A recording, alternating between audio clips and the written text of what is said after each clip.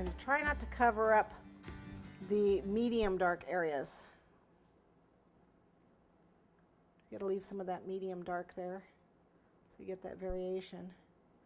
And again, don't get those hard lines. Flatten out your brush and blend, blend, blend. Kind of like doing your makeup for those of you ladies. Don't be excluding all of us. Yeah. I didn't want to make any assumptions. Yeah, thank you. A few dark areas in these ears.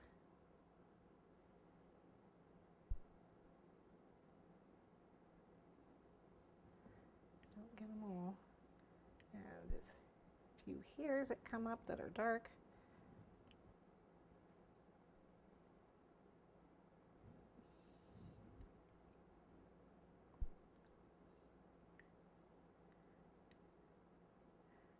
So you really need to have your picture in front of you, unless you're, naturally artistic, and then there's nothing I need to tell you. There's a dark spot in here. You can see a little dark hair coming through here. See a dark line coming down here. Let's see, where is that? That's right on the outside of the cheek here. Right there. Quick question. Yes. Do you always use 5 shades, or do you decide that based on the picture itself? I always use 5 shades. Ooh. You're going to get the depth that way. Okay. But not all, that's true, not all pictures have 5 shades. So, go with what you got. I mean, some people only use, 3. And obviously, if you're doing it with color, you're not going to have that, you're not going to have that going on. Now, the bottom of his lip is light, so I'm letting it get from light to dark here. So I'm just doing the top.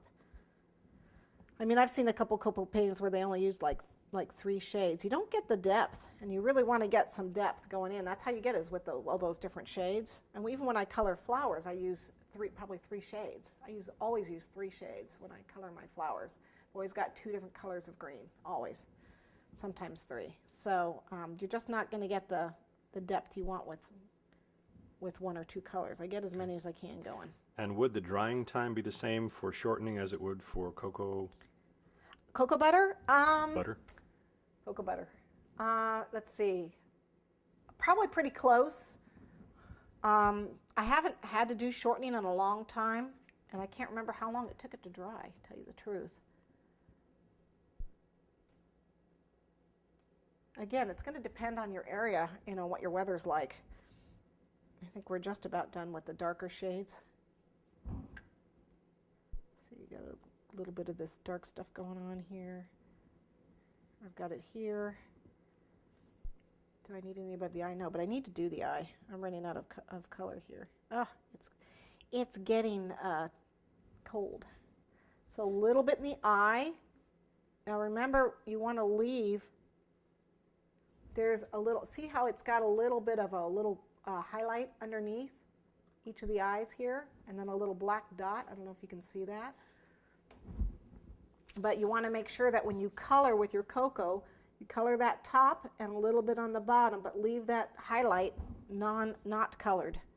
And you'll be able to see it as I paint. And you definitely want to use a small brush when you do this. I've got kind of a big brush, but it'll work. And then you want to get that little line down there.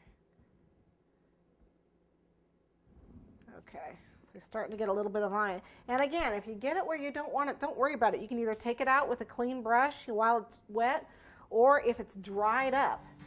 If it's dried up, then what you can do is you can take something sharp. So if this is dried, I can actually take something sharp and scrape it off. Scrape it towards the color.